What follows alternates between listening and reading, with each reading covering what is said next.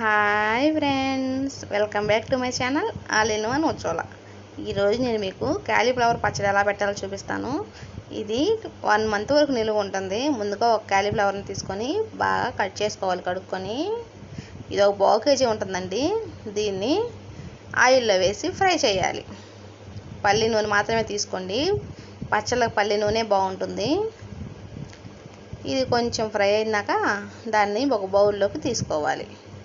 ముందుగా కాగబెట్టుకున్న నూనెలో వెల్లిపాయలు దంచుకొని అందులోనే కొంచెం ఆవాలు, వెల్లిపాయలు వేసి వేపుకోవాలి.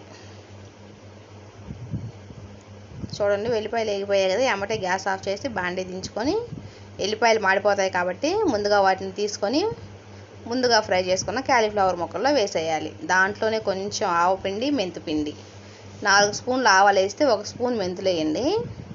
తర్వాత కొద్దిగా చింతపండు రసం, నేను నిమ్మకాయ సైజు చింతపండు తీసుకున్నాను. ఒక 50 గ్రాములు కారం తీసుకున్నాను. ఇవన్నీ వేసి బాగా మిక్స్ చేసుకోండి. తర్వాత ముందుగా మనం కాగబెట్టుకున్న నూనెని మనకు సరిపడినంత చూసుకొని వేసుకొని కలుపుకోవాలి.